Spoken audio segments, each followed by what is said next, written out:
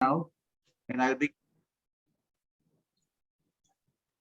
Yes, I would begin with Mr. Tejinder Oberoi. He's the chairman of GACIA, and also Frontend's a great software company which is based out of US and Dubai and Ahmedabad.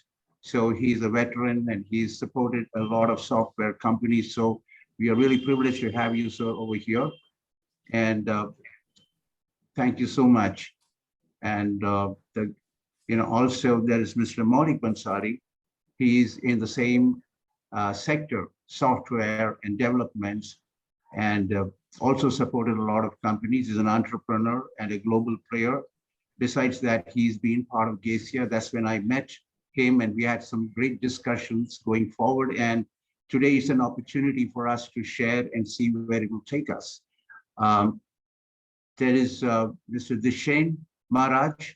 He's based out of South Africa, and he's been in the consulting business. He's been marketing leader and globalization as part of the ENY. At one point, he decided to branch off and start his own company, bringing in the new digitizing SMEs, digitizing MSMEs, and all of that. And that's where I met it. I thought this can be a great value add as we go forward. Hello, Nazri. Good to see you. Hi, Shanker. Hi, everyone. Good to see you too. Hello. Nazri needs no introduction. I have always been forwarding the many things that Nazri does out of Singapore. He's the CEO and chairman of a group called MyFieldB, one of the fastest growing AI in applied AI. And he's got a passion for bringing what is known as democratizing AI. So having been in the business of banking and finance for a lot of years in the United States, he came back and set up this very interesting group of company which actually teaches. And along with teaching, it becomes a kind of a entrepreneurship for many people who have been probably the academics or the businesses, translating their logic and taking it forward to create value-added businesses in these current times. Not just that, he's almost there, and he's taking his group out to the NASDAQ and listing probably a 50 or probably 50 plus companies. And great to have you here, sir, and would like to hear from you many of the things that you're doing currently. Thank you for your generous introduction, Shanker. Hi, everyone, once again. Thank you. Thank you. Thank you. And we have a very accomplished, outstanding gentleman in the M&A space, Mr. Ashutosh Ojha, and he's from the Mababla Bank.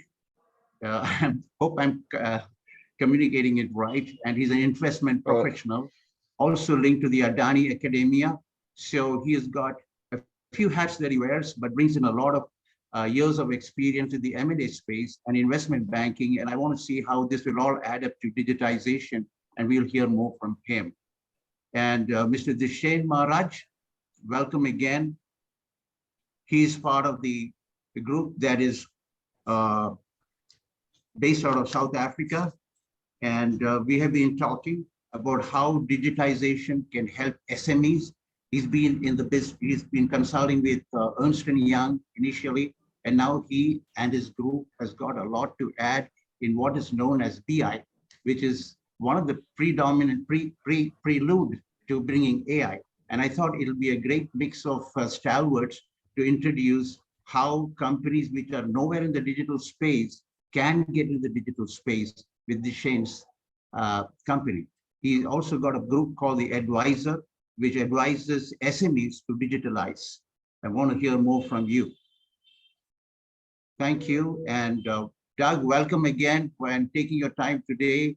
Probably it's very early in the morning for you, and but we are here in the evening. So good morning, good afternoon, good evening to everyone around the world. So how do we get started? As a way to begin, maybe Mr. Bhansali, would you like to say something as a way to start the conversation? Sure. I think thank you for having me here on this very interesting interaction, and it's an opportunity to share my viewpoints and, of course, to learn from my friends and industry colleagues here. Okay. Of course. So let me give the flow In fact, what I've done is there are very many different personalities here with various accomplishments. So I've categorized certain points that will match their area of expertise. So to begin off, I thought it'd be a good idea for us to talk about trends that have been seen globally in the IT industry that are supporting businesses with digital transformation. And I would think that Tejinder Oberoi and Maulik Bhansali can do justice to this particular topic, notwithstanding the fact that anybody else on the panel can add and chip in their bit if you deem fit. So let's go. Mr. Tejinder and Mr. Maulik.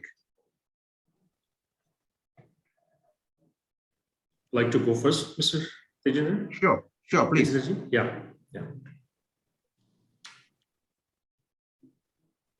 You started, Maulik bhai, so you please continue. Okay, all right. Fine. No problems. That's my pleasure. And thanks for this opportunity to share my views. I hope you can all hear me okay. Yeah. I hope I'm audible enough. Digital transformation is, of course, a subject which is getting so much more important by the day. And ever since we have gone through and still going through the times, the COVID times especially, and now having another challenge of the European situation that we're looking at. How do we really sustain, of course, with our businesses? How do we grow? How do we leverage our strength and enable further those, amplify further those, or in many ways even rediscover, is very well, in my opinion, supported by digital transformation and can be done through that.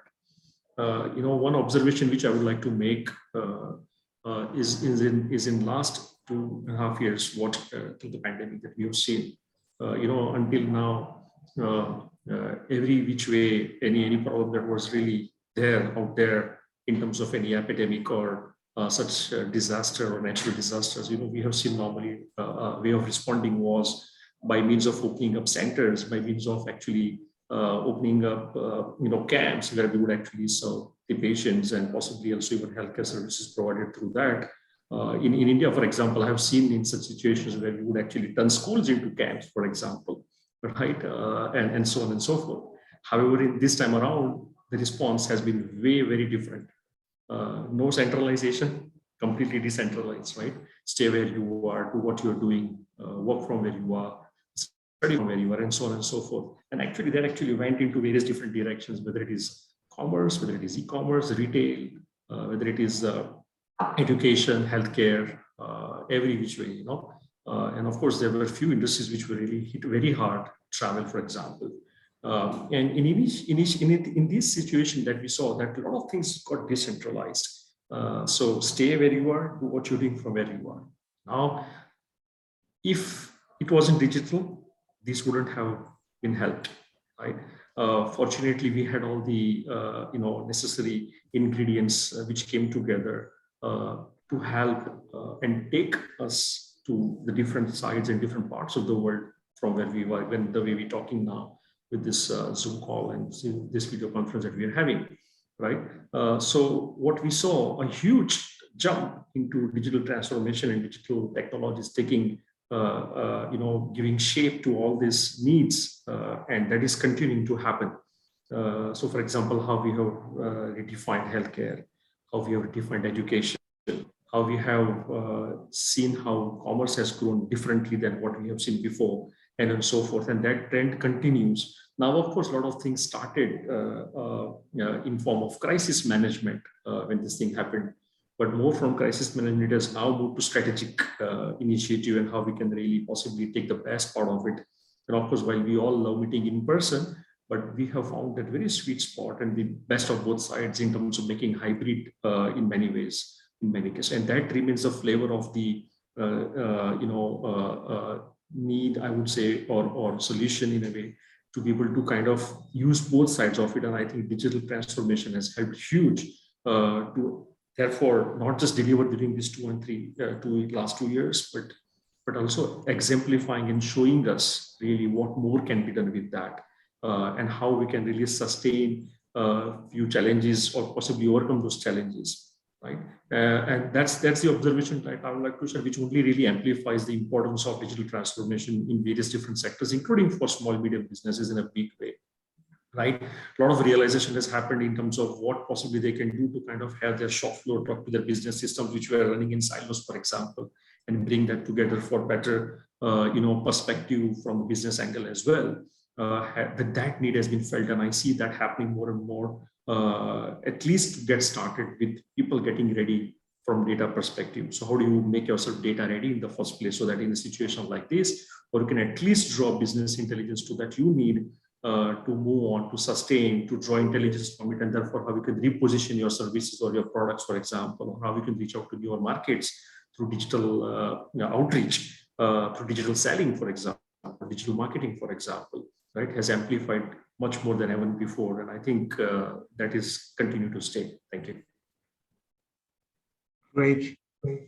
Great, Maulik. That is very insightful, what you mentioned. I was always waiting for probably the new normal will come and we'll all get back to the same old, but I don't think it's going to be like that.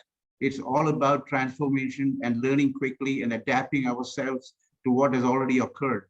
So hence this opportunity for us to digitally be savvy, and also businesses need to go global, learn from each other and cooperate and collaborate. And that's the premise from where I set this whole topic up. And maybe Mr. Tejinder, you would like to add your bit on what Mr. Bhansali just said, and we can take it on from there. Thank you, Shankar. You very clearly mentioned that the world is not going back to the old normal, and the new normal is here to stay. And Maulik Bhai covered the context in reasonable depth in a very fine way. Let us look at how, let's say, the industry is definitely trying to cope up with the new normal, but how has it affected all of us today? In like e-commerce is one of the biggest examples of what has happened in the digitization era, wherein even a small trader today has to participate in an e-commerce, and we see even small traders coming up and participating in e-commerce. On the other side, you look at the user perspective, and he wants to sit on his chair and order everything and expects everything to land on his table. The digitization journey, wherein a user had to set up shops to sell goods, has changed to digital shops to sell goods. And the buyer is also there on the digital side. Then look at the payment front. There are days together when you really don't touch cash these days. You go out and there's a UPI, and you don't even touch your cards also now that UPI has come in.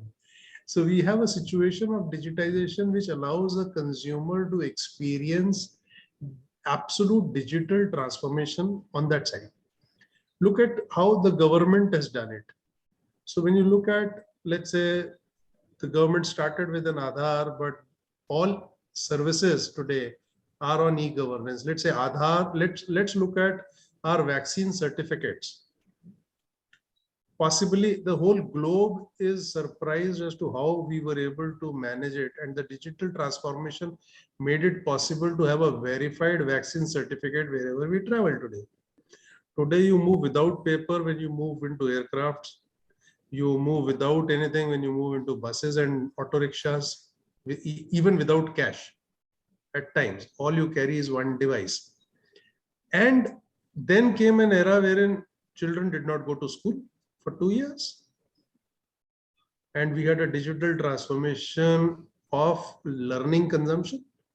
And then we had this situation wherein we used to organize all these meetings into hotels and book rooms and high teas. And today we order our own tea at home or in our office and enjoy it with all the friends from all across the globe coming at short notices.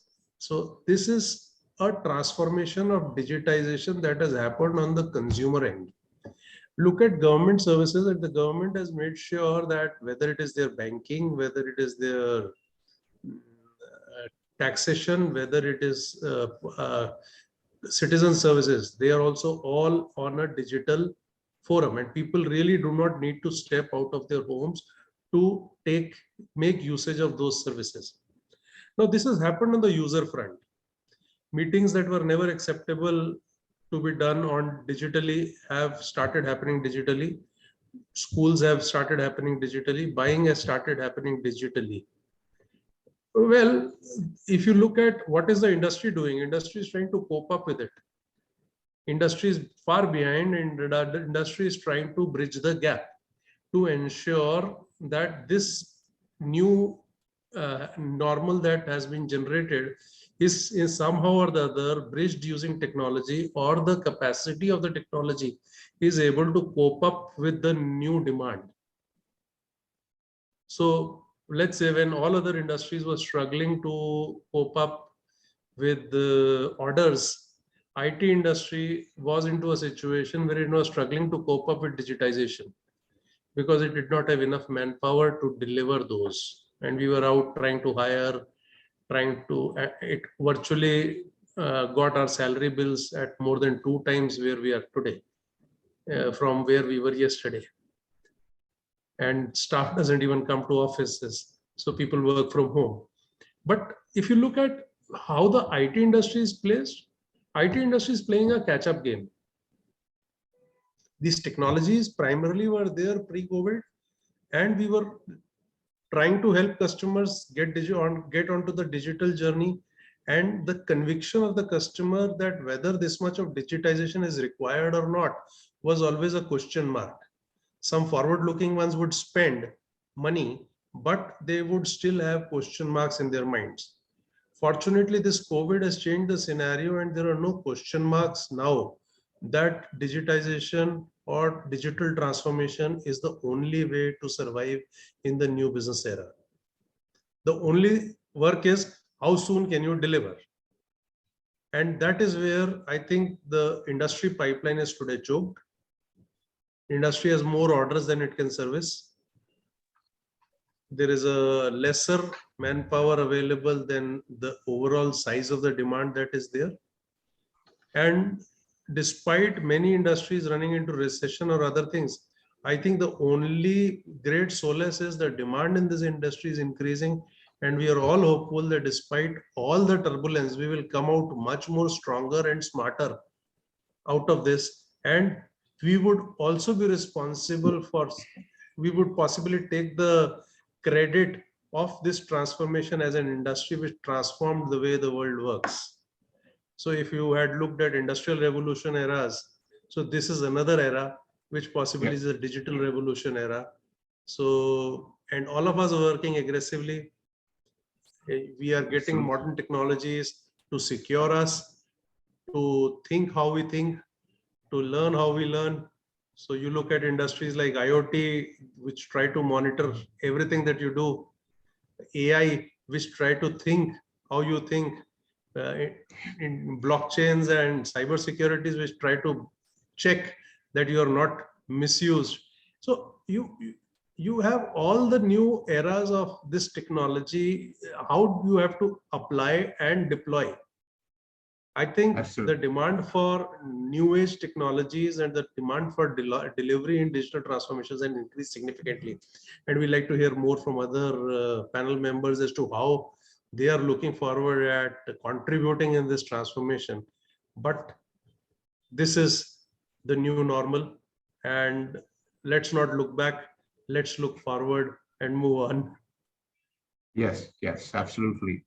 Work has only increased, more so because of the excitement, and the opportunity also has increased. So one needs to learn quickly and adapt. But I will leave the floor for other stalwarts to introduce and say a few words on this particular topic.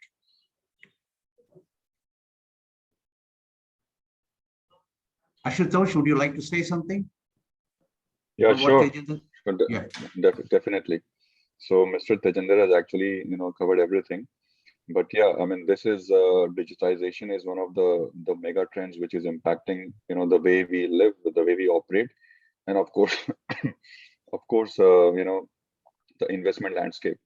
So if you talk about investment per se, we can look at it in two different ways. One is what are the key mega trends what are the different growth areas which are dependent on digitization, or the companies which are actually serving different sectors or different markets. So like pure IT companies, or pure companies where the key growth is because of serving their clients who want to adopt digitization. But we are seeing, like purely in terms of payments. So UPI is one example that has shown a significant growth. So one area would be sustainability or ESG, and that is only possible, to reduce, or to increase sustainability is only possible if you measure it, and the measurement is only possible if you have digital tools across the energy system. Okay, so look into that. And mobility, for example, mobility trends, like one trend is going from, say, ICE cars to electric cars, and electric cars are only purely clean only when the source of energy is renewable energy, and digitization technologies have a lot of role to play in renewable energy, for example. So I'll just to give an example. So solar energy, for example, you can only get solar energy or during the daytime when the sun is there, but our energy needs are quite variable. So we need energy during the day and during the night, and it could be variable, depending on the winter and summer. So the smart grid and the smart meters, they actually help in actually smoothing out the demand and supply from renewable sources. So here, the digitization technologies plays a role, and in fact, this is a very, very key theme, trend. So and then secondly comes the companies which are actually solving the problem in this areas. So like pure tech companies, and if you ask me, I'm professionally also quite bullish on this trend. So personally also, I've invested in a company like an artificial intelligence company, which is trying to address very high-end demands using robots and drones. So that is a key part of investment. Growth, which are the mega trends, and okay, so this is the mega trend. Okay, so if the economics are okay, if economics are fine, yeah, let's invest. The second part is, so suppose, for example, I work in energy and chemical sector, and in that sector also, although some of us may not know or not believe, but because of the easy availability of a very large amount of computing power at a very cheap cost, a very low cost, has enabled a lot of digitization in this sector. So, for example, in refining industry, we use something called as planning tool, which is called as PIMS. So this is a decision-making tool which takes all the decisions for crude sourcing and refined product placement in the market based on the price. And this tool, there are a couple of good 3 or 4 companies which are actually making and working on this tool to make it more and more advanced. And it does a lot of calculation in a very short amount of time. So this is one tool. It is used a lot in trading function in the energy and chemicals and the commodity sector. Suppose if I have to invest in a company, I would have to look at the maturity level of where the technology of the company is, how digitized different parts of the division of the company are, and if it is not digitized, then I'll have to allocate a budget for that. So suppose if I have to pay 100 rupees, to acquire a company, I will have to strip out, have to add extra, say 20 rupees if the digitization standards are not there. So my acquisition cost becomes 120 rupees, say, for example. So this is very important when it comes to the due diligence part, and definitely we recognize that as such. So all in all, I can say that this is one of the major trends, major enablers for energy transition. Without without this, we cannot expect a smooth or a faster energy transition. And I mean, I can go on and on with give you examples how it impacts with the energy space. But yeah, I mean, at this stage, yeah, so this is a trend I recognize both from an institutional perspective and also from a personal perspective. Yeah, thanks. Thank you. Very, very insightful, and what you articulated about going forward net zero. And Doug mentioned another day in paradise. I think if we can follow these 17 SDGs and incorporate it, and no matter what industry you are in, and bring in AI to that, we can actually bring in the the efficiencies in how we can do the processing quicker, faster, and cheaper. I want to bring Nazri at this point so that he can add a few things on what you already mentioned. Nazri, over to you. Right. Thanks, Shanker and everyone. Well, when we talk about digital transformation, I thought it'd be useful to talk about the evolution of data that is related to digital transformation journey of any organization, how data actually evolves and how we manage it. I think to appreciate digital transformation, we have to understand how it evolves. So in the world of the data ecosystem, we are typically overwhelmed by data, right? So in recent years, wow, data is everywhere, structured, unstructured, qualitative, quantitative, internal, external. So now with video images, everything can be translated into metadata that will then be used to manage, to store, to curate, right? And to do things around it. So we are at first phase, we are always been overwhelmed by data. Second phase, the IT people, the technology people are busy extracting the data, trawling, scraping, and recently the advent of the API economy, right? Where we just pull data from different sources and then we try to make two systems talk to one another.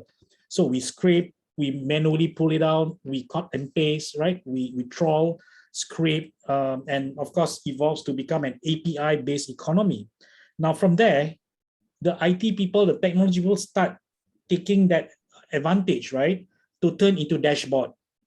From the start of the overwhelming of data, you start extracting data of different types, and then you start mapping it into a dashboard or what you call a visuals and matrix, lots of charts, lots of lines, lots of diagrams, right? To get a very simplified or easy to read or interpretation of certain data trends.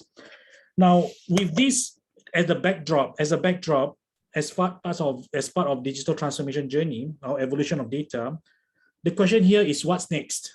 Okay, so you have those staging of data, and what's next now?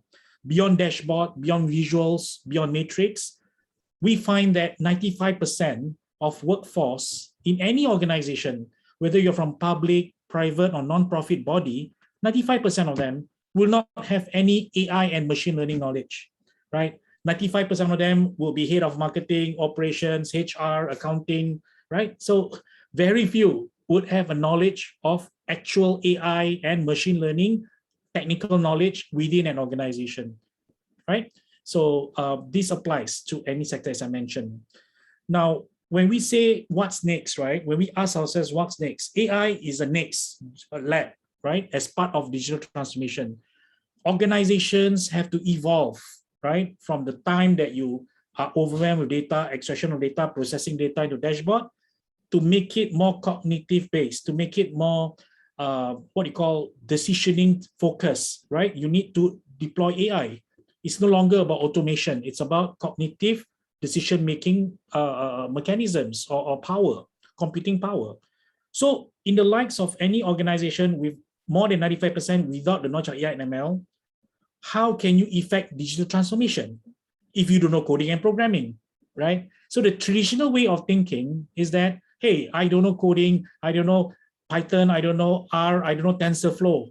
So does that mean that 95%, the majority, will be left in the lurch? What you call digital refugees, right? But yet they want to pursue digital transformation and they are at the mercy of techies, right? Technologies. So what we establish is that for the next wave of digital transformation to be effective, there has to be three options for organizations to consider, whether you're a SME, startup, government, or a bank, for example, or right? So you can use AI, you can build AI, or you can invest into AI. Very simple, 3 generic options, right? Use AI means you operate on the basis that whatever is out there, just make sure that you don't pay your capital expenditure high. Make sure that when you use AI, it's so simple enough for you to get from point A to point Z, right? And it's so intuitive enough to have the machine telling you what happened, why did it happen, what can happen in the future, and what needs to be done. That cognitive, right? So on the second option is to build AI. Now, how can you build AI if you don't know all the technical knowledge, technical programming, for example? So there is this trend going on where there is a no-code, low-code platform, right? You have the ex-Googlers, ex-Facebookers started leaving their big organizations and start creating platforms where people just put in their parameters. A case in point would be all the chatbots, right? So when you want to create a chatbot, you just use a platform, let's say from IBM, Watson, or any equivalent startups, right? So basically, they just put in the parameters and it becomes quite a fairly linear chatbots, conversational chats, bots, right? What time does the office open? 9 to 5. What products does it sell? Here is the catalog. What's the weather today? API to the weather forecast station, and then they start telling you the weather, right? So now making it more advanced is that every expert, the 95% of the population, workforce population, that are good in HR, good in accounting, good in marketing, good board director, right? Good in finance. They have such good expertise knowledge, such experience. What if you put the coding out of the equation, take their brains, take their expertise, put into a no-code, low-code platform, and that itself can create a robo-advisor on its own. And imagine the power of empowering 95% of experts, non-technical people, being able to create their robo-advisors. So now everybody can be Tony Stark, right? So Iron Man. So essentially, you can use or build AI as long as it's not inhibitive, as long as you don't require a lot of time, a lot of money, a lot of capital expenditure, a lot of resources needed, like data engineers and all that. You don't need to. Be aware that the next wave of digital transformation is this no-code, low-code platform after the first 3 phases, as I mentioned earlier. And last but not least is to venture into AI.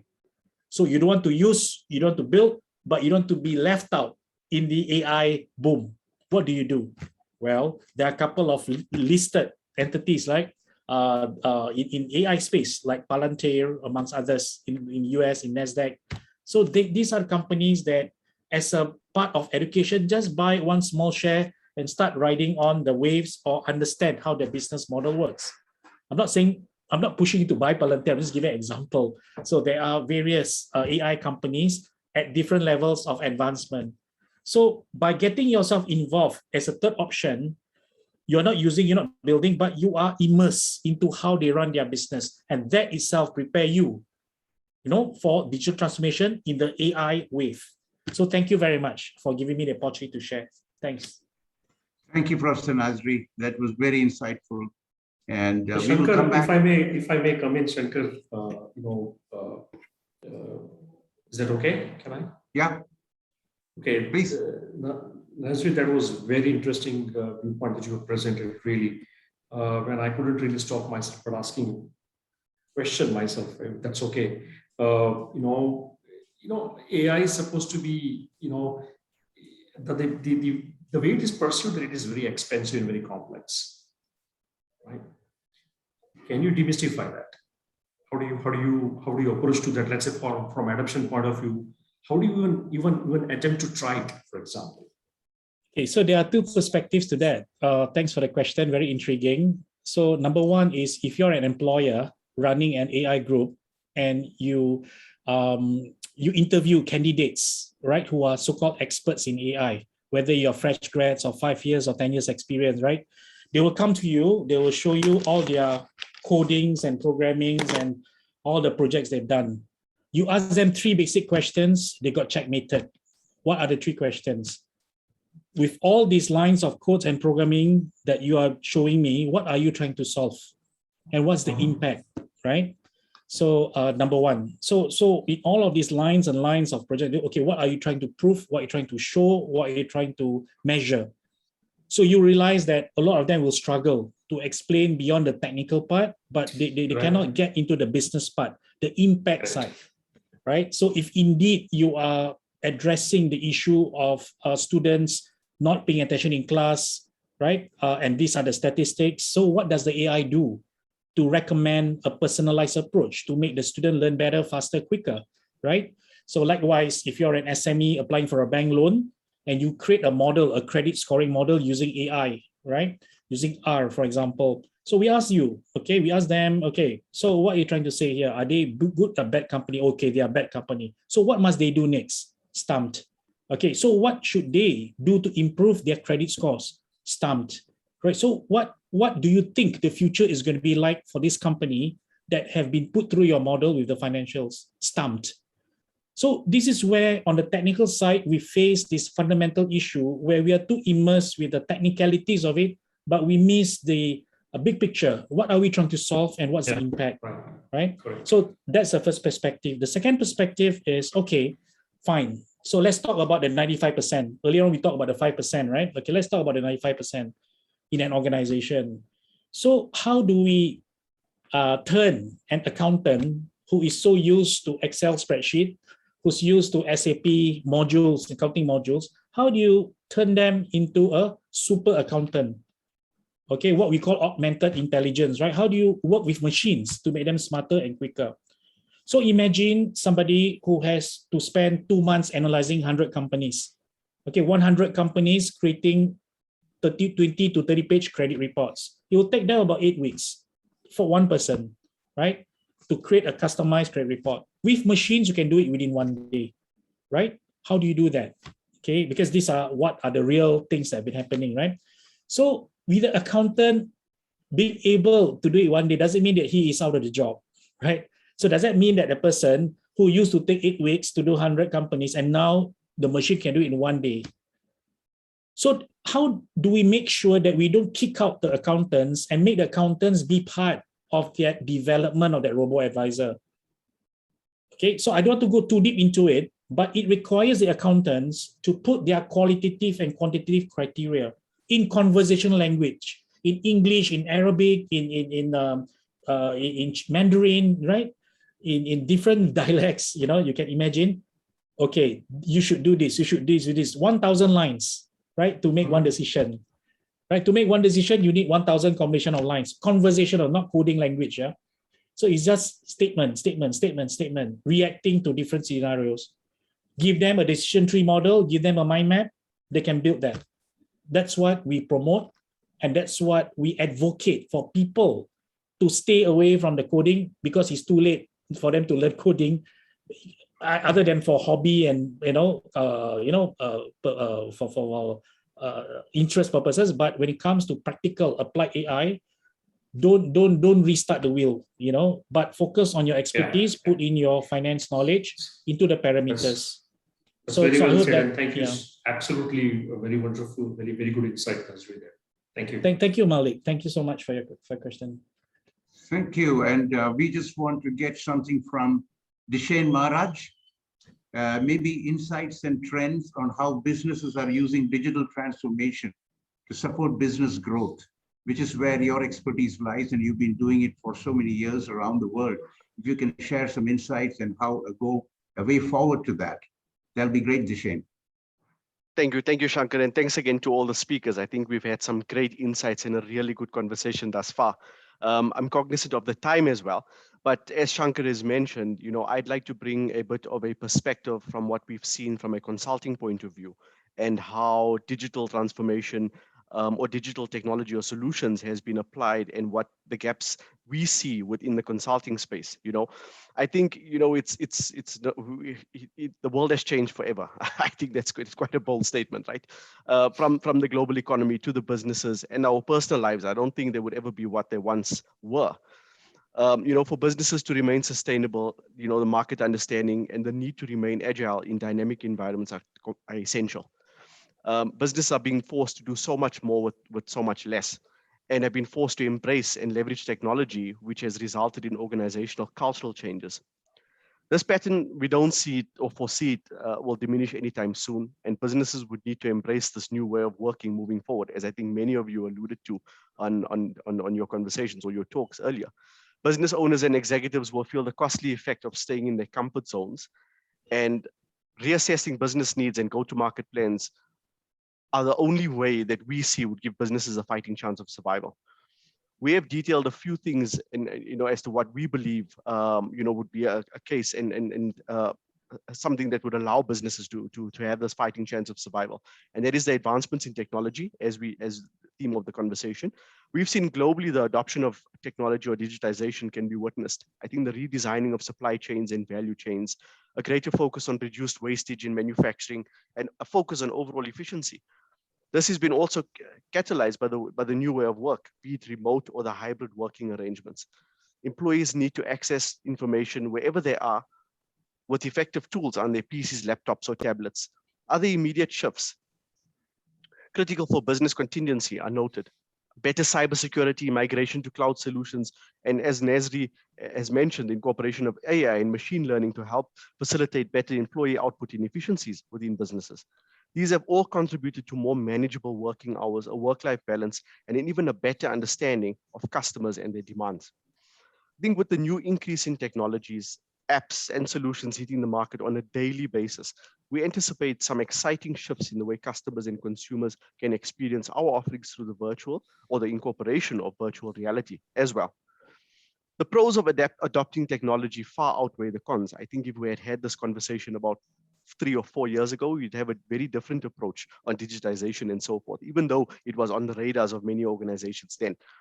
We think initially there is a steep learning curve, as with any software or technological advancement, but the return on investment is in the tangible and intangible form is irrefutable. Scale, upskilling, alignment, and consistency of messaging have become much easier, not forgetting the monitoring, evaluating, and reporting for businesses, which have always been one of the age-old pain points. Secondly, we believe a growth mindset is required. I think more and more we are seeing that businesses don't just have to sell tangible products, as we would have seen with cryptocurrencies and the rise in demand for NFTs and the increase in businesses that aggregate services prove there's far more opportunity to start and grow a business now. Copious amounts of data currently exist for hitting the sweet spot of supply and demand all at a click of a button, as Nazri alluded to as well earlier. While technology has shifted the way we get our products and services to consumers, our consumers have been demanding far more from us as providers. This includes an online presence. So consumers would need to know that for your business for customers to actually sort of render your business credible, they need to compare your offerings to that of other suppliers, and there's value in your business as a supplier. I think with the access of technology and the internet, that's your first go-to point, right, before engaging any supplier. The pandemic has proven that side hustles, as they call them, are now not uncommon, and there's been a massive increase in the demand of number of small business contributing to the global economy. As exciting as it to see the number of new businesses being formed, the concern that we have as a consulting business operating globally is of the high failure rates of these businesses of up to 50% in the first 4 years of operating. Thirdly, we believe cost-effective consulting services are the new norm. The consulting industry pre-COVID has been growing steadily year on year. In the post-COVID landscape, the industry is highlighting the need for digital skills for a differentiated value proposition. Remote working, shifting human capital, operating models, and accessibility of data are all factors contributing to a new normal for businesses and consultants. There's no better time to be thinking about the operational effectiveness and performance improvement. But how do consultants meet the demands of the new normal? For most of the part, market entry initiatives have never been easier. Automation is now high on executive priority lists, and leadership engagement and capability are far more important than ever. If mid-market businesses are to survive and grow, consultants would need to be able to integrate innovation and technology into their service and offerings. Agile businesses that have adapted to dynamic environments and the adoption of a digital way of working at the onset of the pandemic are seeing growth and sustainability. Digital solutions that have supported their human capital have been the solution. From what we have been seeing, this benefits the organizations in the following ways.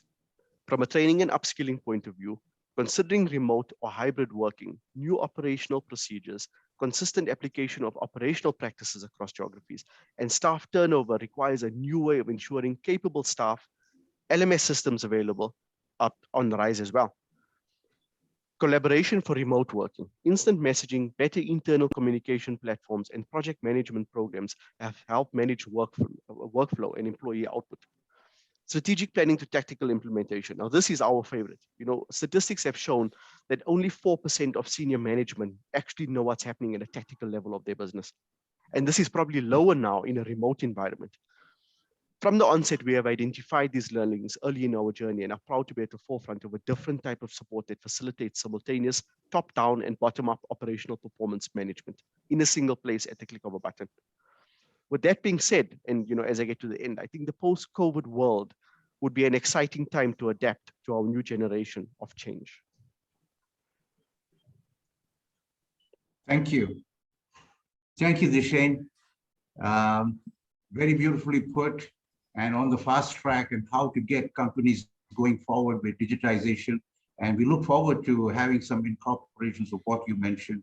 And I think the business intelligence and the AI are symbiotic in nature.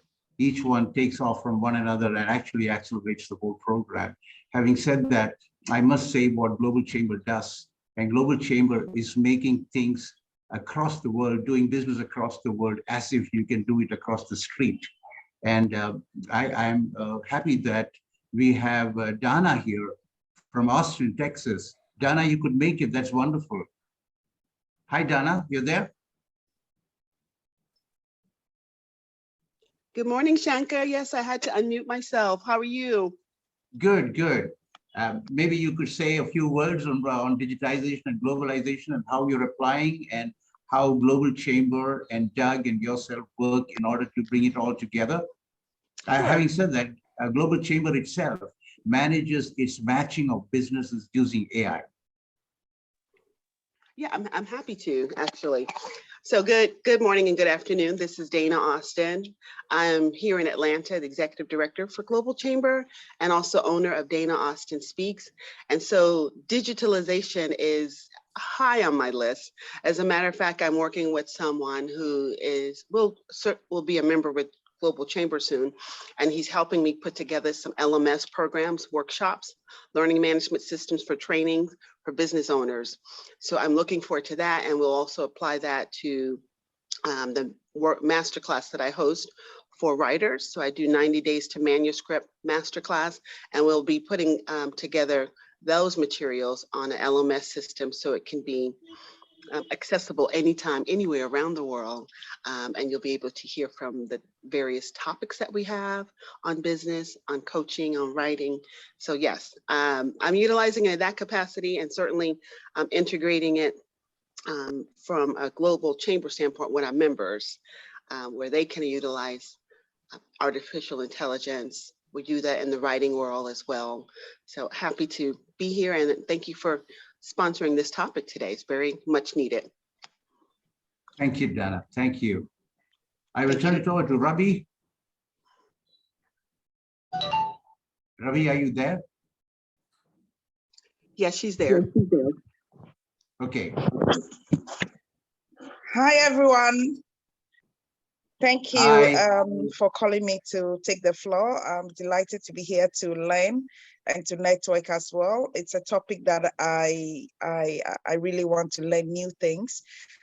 So thank you for all that you do. Thank you, Ravi. Thank you. Anybody else would like to add to it? I saw one of our friends from Australia. Sharad, are you there? Yes, Shankar, I'm very much here. Thank you. Lovely to see you all, and lovely to, I guess, hear all the experts speak. We ourselves are engaged in bringing artificial intelligence into talent management and soft skilling. And we are working very actively with a partner who's here, very much here, Professor Nazri, and we are trying to build layers of artificial intelligence where we want to use it for first to analyze skills gaps, and then, as he most importantly said, to then point them or customize learning pathways so that, to bring that personalized learning into this space. Skilling space in itself has been evolving very fast. It's very exciting, especially given the current circumstances with COVID and post-COVID situation. Lots of institutes, even in Australia, are now struggling for something totally unrelated, which is shortages of teachers. So I guess it offers a lot of excitement for a platform like ours, and also for someone who's bringing digitization into this space and try to make it more and more effective and efficient, I suppose. So lovely to meet you all, and hoping to participate on these forums regularly. Thank you, Sharad. That's also one of the things I plan to do as a Global Chamber Executive Director out of Ahmedabad. I want to bring a series of knowledge series on technologies and how technologies are taking us to the next level. Whether globalization came first or technologies came first, I'm not sure. But to globalize, we need technologies. And for businesses to do business across the world, like Doug says, like building across the street, definitely globalization, technology is the way. And all that we see, that's what is happening. I want to turn it over to Doug himself and say a few words that will actually bring in that overarching vision of Global Chamber of how it is turning businesses around the world. Doug, over to you. Well, if you don't mind, I have a question for this illustrious group first. I'm just so impressed by the conversation and the content shared today. I was particularly impressed by the good professor, Nazri, and the comment you made about students and your perspectives on their, kind of getting wrapped up in the technology, right? I think this is, and missing the point, which kind of goes to what you were just saying, Shanker, that, what's really driving all of this? Well, isn't what's driving this, improvement of the world, getting healthier and better and getting better access to things. And that's really and making more money, in business. And that's not something that students they struggled with that 20 years ago. They struggled with that 100 years ago. That's something that's kind of endless, right? That's one of the reasons why they go to school. If you haven't become familiar with Hans Rosling, he talked about the 200 countries, 200 years of improvement of health and wealth in the world. And we sometimes miss the point that the world is getting better because we're kind of in it, right? And we see lots of bad things, but holistically, and kind of if we take a step back, Hans spoke about how much better it's getting, and he proved it with data. It's getting smaller. I think we're getting smarter, and I think we probably all agree to that, right? We're all becoming more empowered because technology is allowing that. I've got the benefit of 35 years of international experience. And so I know 35 years ago, it was pretty bad, in terms of access to the world. So these technologies are really driving speed to improving access to technologies that improve the bottom line to business and also improve life in general. Certainly COVID perhaps accelerated that because, we didn't necessarily could go to the store anymore. So we had to buy that pair of shoes or whatever. I know in my case, my wife has spent quite a bit of money in the last couple of years online, where she really spent nothing, prior to that. Every day I see something coming through. So it's also a little bit dangerous, I suppose. So my question was to Nazri, and then maybe open up the floor. There's no question that this is happening, right? And that we're on a trend to get better. But how do we, what are the barriers to making this go even faster? I think you touched on a couple things, but it would be great to hear you reiterate that so that we can perhaps work together better going forward to collaborate on accelerating the progress. Nazri, I wonder if you could comment on, how do we get better faster, and wondered what perspectives others have as well. Good to have met you again, Doug, after quite a hiatus in communication, face-to-face, digitally at least. But very good question indeed. As always, I always perspire a little whenever Doug starts asking me questions. So, as you know, the barriers to AI adoption have evolved too over the years, right? So if you look in the past, 15, 20 years ago, the barriers that people face towards AI is very much on skepticism, apprehension, skepticism that, well, can AI really do that? That was 15 years ago, right? I'm smarter than machine. Machine can't be smarter than me, right? So that was the mindset. Fast forward 15 years later, is AI going to replace my job? So the first mindset that gets into their minds will be, the first obstacle that gets into their mindset will be to reconcile as to whether they be replaced or displaced, right? Hence the term reskill and upskill comes to play. So you have all the policymakers, the strategies, the consultants start saying, hey guys, you got to reskill, upskill, reskill, upskill, reskill, upskill, So that's where the debate started flourishing, started to manifest across many organizations, right? So the first barrier is the mindset. Is AI going to replace my job or displace me and I have to upskill and reskill? So half empty, half full kind of positioning, right? The second barrier will be, hey, to adopt AI, I have to spend millions of dollars, right? A lot of capex, a lot of infra, a lot of security issues, a lot of ethical issues. You've got to have a team. You've got to have an undefined timeline. There's no clear ROI or what I want to do with AI, for example.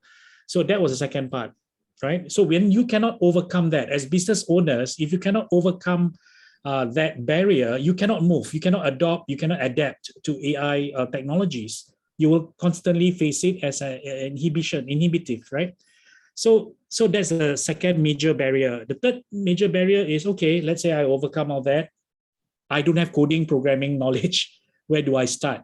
I'm a dinosaur, right? But I'm good in HR. I'm good in accounting. How can I get on board this AI train, right?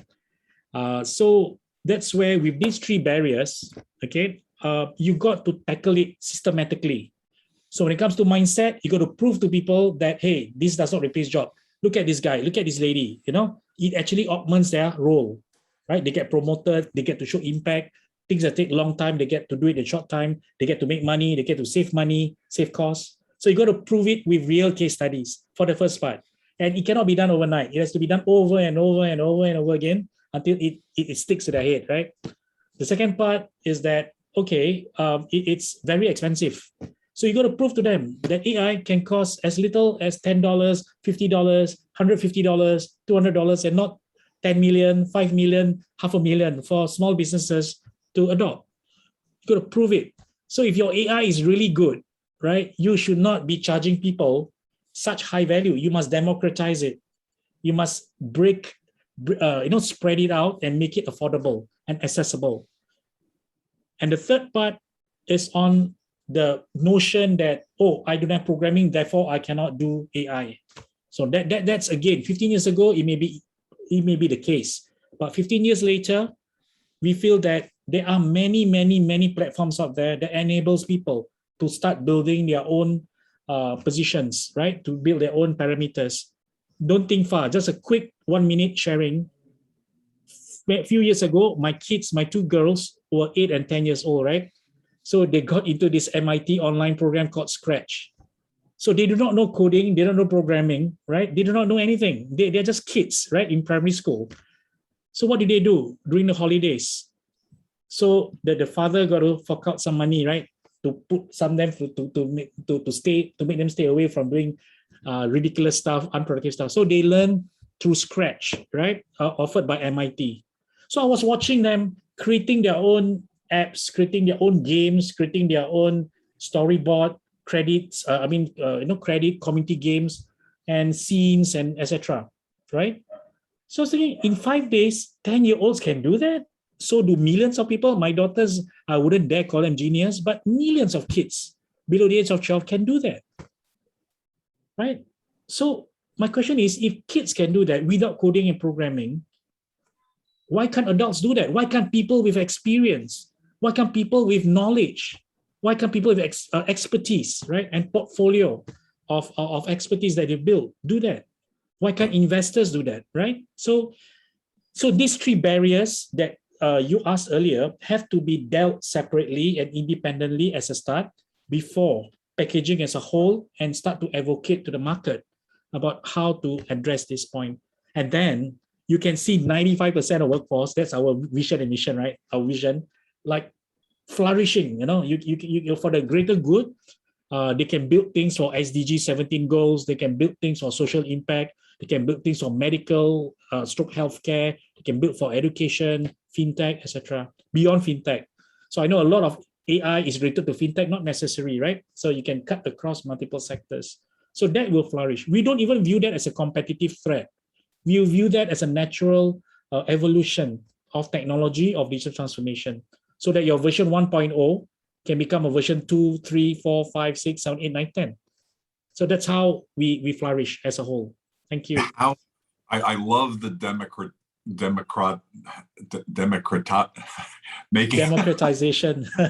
Thank you. I'm going to practice that word. You're much better. You're a Democrat, Doc. You're a Democrat. So pun intended. And I don't even know how to say it.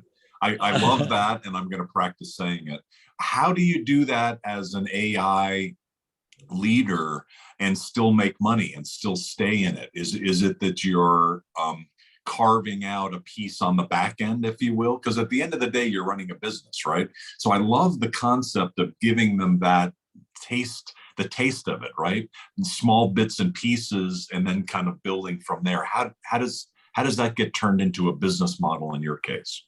Very compelling question. I don't wish to dominate the session, but for sharing purposes, when you talk about democratized AI, means that you are making it accessible and affordable. So you got to stratify, segmentize your customer base, right? So the banks, the large organization, the government will pay X amount of dollars to cater for 1 million population, right? So you will have the economies of scale when you have a contract involving the government that service 1 million of their population, for example, or in a particular area, right?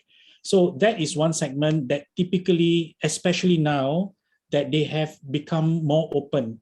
A case in point will be an agency, okay, in a particular Asian country, they want to ramp up, they are struggling with processing or analyzing 14,000 cooperatives, okay, or union companies in the under their supervision. So the regulator got to monitor 14,000 companies, 14,700 cooperatives, and they have to report once a year with their financial stat of reports, etc. Government, with limited number of people, struggle to process quickly, create an index, write a report. Every year they will suffer, right? But with AI, you can do it within 1 or 2 days, working days, right? You process it. So such people will pay X dollars for 14,000 companies. Economies of scale and scope happens. Now let's look at the other end of the spectrum, the individual small businesses.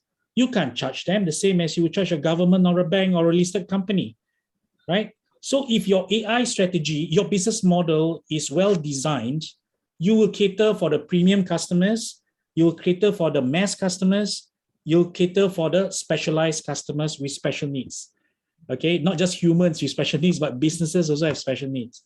So when you strategize, segmentize your customer base carefully, the volume game that has little margin can be offsetted by the less volume game with high margin game.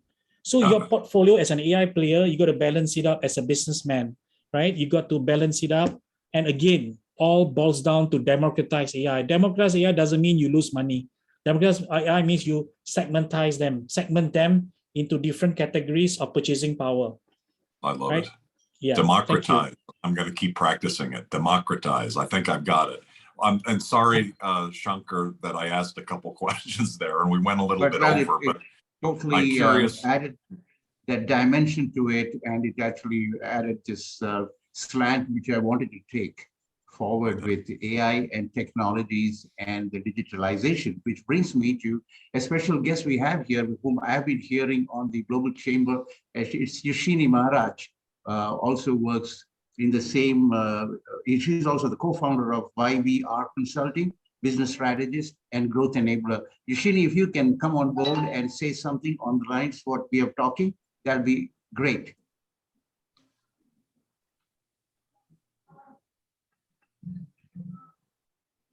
Is Yoshini there? I think she may be having connection issues, Shanker. As I mentioned, we've been having rolling power outages, and it's been affecting. But if I may just step in there, because I've been itching to share the same sentiments that that Doug and Nazri has mentioned. Working in the consulting space, what we've seen with the adoption of AI and so forth is that it empowers people in current roles within their organization. And what that does is it provides better quality decision-making within an organization. Historically, we have seen employees not working at their correct levels. They were working 3 or 4 levels lower because they were more on the administrative side, where they were actually employed for critical decision-making. And I think where AI and where digitization comes into play and so forth is that it allows better quality decision-making by the people employed in those particular roles. And as it put by Nazri earlier, is that, the mindset of this replacing my job. No, this doesn't replace your job. It makes your job a lot easier, and it sort of channels your thinking into what you were supposed to actually be doing within your roles. So this is just some of the insights we've been seeing, with some of the organizations we've worked with that have adopted AI and robotics processes, automation, and other forms of digitization within their businesses. Sure. Sure, Dishen. Thank you so much. I will request Ashutosh, having heard all of this, what you see it from a banking perspective, from an investment perspective, what do you have to say? Hi, thanks, Shanker. Yeah, so very, very, interesting discussion happened today. And thank you, everyone, for that. And before that, there was a discussion happening on democratization of AI. And I would have to tell that I learned AI from a free course, which was not that I'm an expert in AI. I'm not. I just wanted to know what is happening. So there is a free course by University of Finland, and if some of you want to learn that in a very good way, that's probably could be a good start. Okay. So sorry. If you can put it in the chat, that'll be great. I'll do that. I'll do that. Yeah. I'll do that. So when it comes to investment, whatever is the growth story, it's fine. But the most important part is that that if the story is able to, there is a clear path to profitability or making money. That part is again very, very important. So if suppose, for example, if you ask me personally, which is the most valuable startup in the world now? That is ByteDance. ByteDance is a company which is making TikTok. Okay, but if you ask me, if I remove TikTok, from the app, it doesn't exist tomorrow. I think the world, nothing will impact. There will not be any impact to the world if TikTok doesn't stay.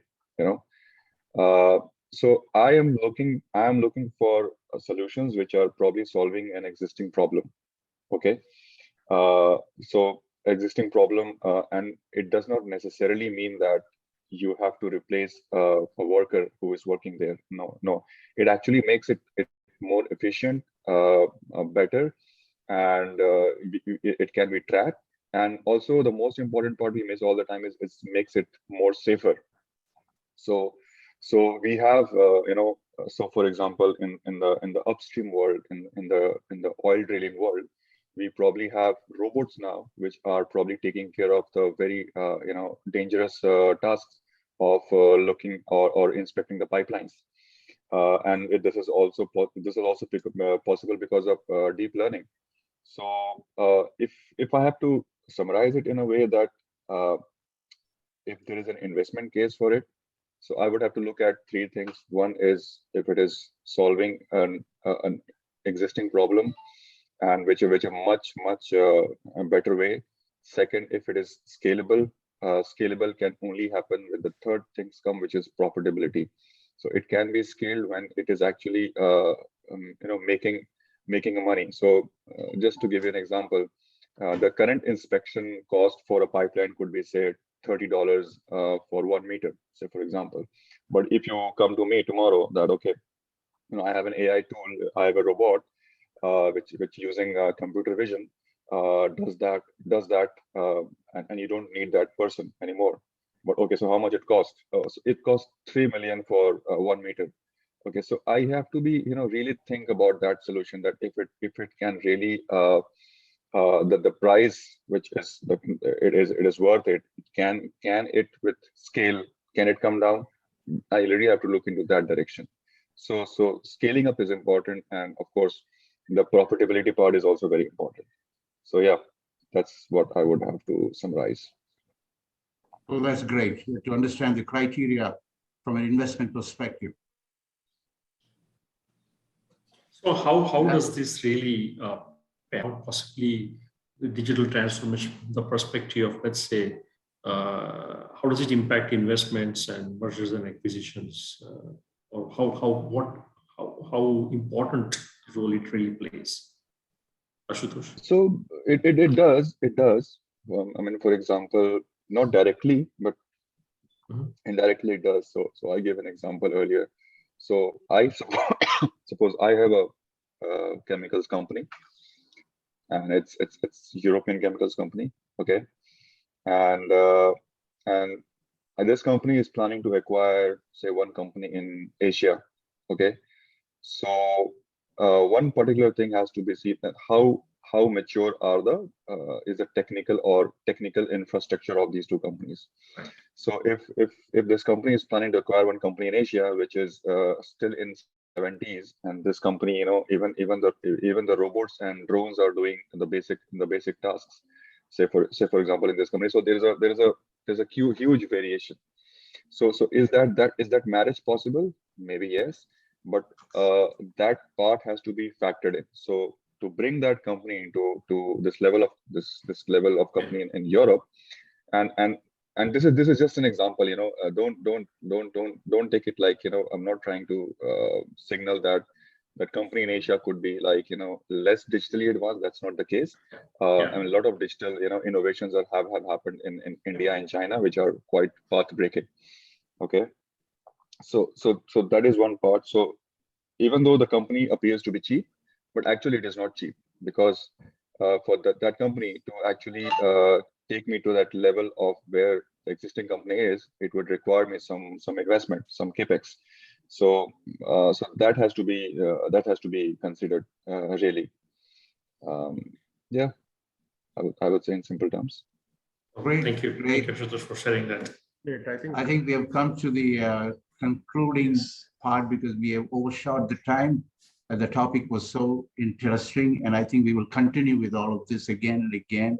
I would request Mr. Tejinder Oberoi to give the concluding remarks, while I also want to give credits to Adani Institute of Digital Technology Management, who actually brought about Mr. Ashutosh Ojha to come on board and impart his areas of expertise. And I want to thank everybody present here, Mr. Dishen and Rabi, and Dana, and of course Nazri, Professor Nazri, and and of course Maulik Bhansali and Mr. Tejinder Oberoi. That Doug, of course, I mean, without which this whole program wouldn't be possible.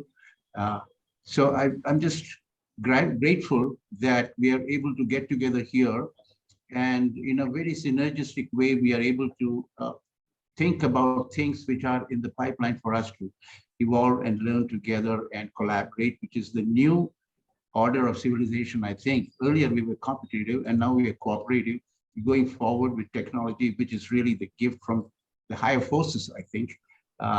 And thank you very much. Over to you, Mr. Oberoi. Thank you, Shankar. I wanted to just make one small comment, specifically listening to Nazri and Ashutosh. So we have a very excellent viewpoint from Nazri, that don't worry about what is inside the technology, start using it and make sure that you're able to use it and put it to an effective use. And that's a very valid point. We all don't really need to go into the smartness or the digital pieces of things, but need to know how to use it. Like phones are very much smart today, but when these smartphones started coming, everybody was reluctant that these phones will not become a common man's tool. Similarly, possibly AI will also become a common man's tool. It's already becoming a common man's tool through most of our devices today. On the point Ashutosh mentioned, I was pleasantly happy that we have an investor who's not talking of pure valuation, but is talking about basic fundamentals of profitability in a business, which is very, very important, because today we see these startups which come up, which basically are looking at money coming more from the investor side rather than coming from the customer side. And I really say that if you get your money from the customer, your multiplication will anyway come through.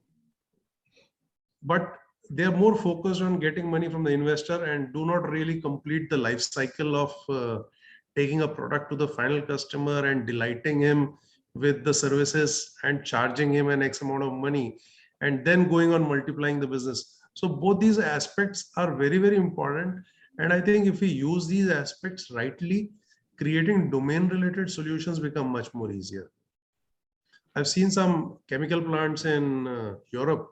Very recently, I saw one chemical plant in Europe, and the capacity at which it was operating were less than 10 people, vis-a-vis something that operates here at, let's say, 5% of that capacity with more than 20 people. So the sheer intelligence or process management. So you can afford to pay much higher salaries when you're operating with such lesser staff and producing a much larger volume. Vis-a-vis what we're doing in India is possibly absolutely labor centric, and we need to work more intelligently, because getting into a labor intensive business is becoming more and more challenging. But definitely 2 points to carry home from this discussion, which for me are use the technology, and 2, if you're running a business, run it like a business, get your customer to pay you the money. Thank you. Thank you all. It was a very, very engaging discussion. I enjoyed it. Thank you. Thank you. Thank you all. Thank you Thanks, very much. everyone. Anybody last? Thank you all. Anybody? Yeah. Thank you.